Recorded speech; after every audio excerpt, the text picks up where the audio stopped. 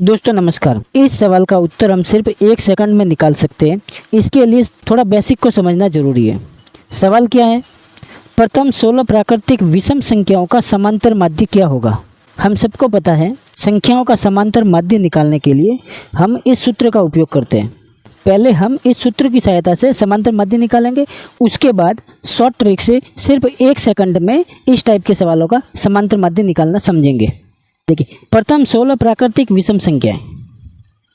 प्राकृतिक विषम संख्याएं कहाँ से शुरू होती है? 1 से। तो पहली 16 प्राकृतिक विषम संख्याएं क्या क्या होगी? 1, 3, 5, 7, 9, 11, 13 इस प्रकार से 31 तक।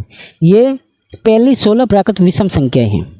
तो अब समांतर माध्य निकालने के लिए इन सारी संख्याओं को जोड़ देंगे और उसमें 16 का भाग दे देंगे।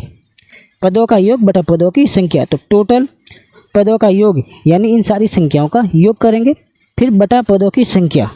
तो पदों की संख्या 16 है, तो इसमें 16 का भाग दे देंगे। अब इन सब को जोड़ेंगे तो आएगा 256 डिवाइड बाई 16, और 256 को 16 से डिवाइड करेंगे तो आएगा 16। इस प्रकार से प्रथम 16 प्राकृतिक विषम संख्याओं का समांतर माध्य 16 होगा। अब देखिए दोस्तों, ये लंबा प्रोसेस है। अब हम शॉर्ट ट्रिक समझते हैं। इसके लिए कुछ बेसिक्स को समझिएगा, जिसको समझना बहुत ज़रूरी है। जब आप वो समझ जाएंगे तो इस टाइप के सवालों का आंसर निकालना एकदम इजी हो जाएगा।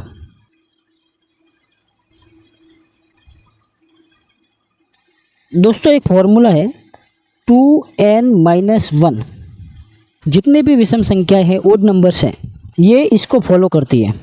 अगर आपको nवीं विषम संख्या निकालनी हो तो इस सूत्र में n का मान रख दो, विषम संख्या आ जाएगी। जैसे पहली विषम संख्या निकालनी है अपने को, पहली विषम संख्या तो n बराबर 1 रख दो, 1 आ गया। तो पहली विषम संख्या क्या होगी? 1। जैसे अपने को तीसरी विषम संख्या निकालनी है तो n बराबर अपने 3 रख दो, 1 5। ये तीसरी विषम संख्या आ गई। यहाँ पर अपन ने क्या रखा? n बराबर 1। यहाँ पर क्या रखा? n बराबर 3। इस प्रकार से आप nवीं प्राकृत विषम संख्या निकाल सकते हो। हमको पहले इस सूत्र को ध्यान में रखना है। अब एक सूत्र मैं आपको और बताता हूँ। nवीं विषम प्राकृत संख्याओं का योग हमेशा n² होता है। इसको भी आपको ध्यान में रखना होगा।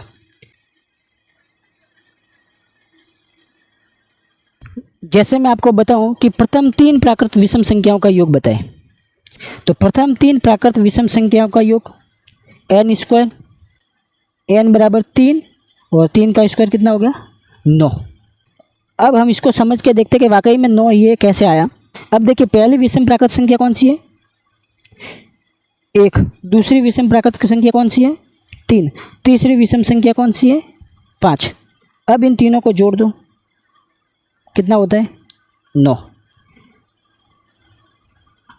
अब प्रश्न में क्या पूछा गया? nवीं प्राकृत विषम संख्याओं का समांतर माध्य।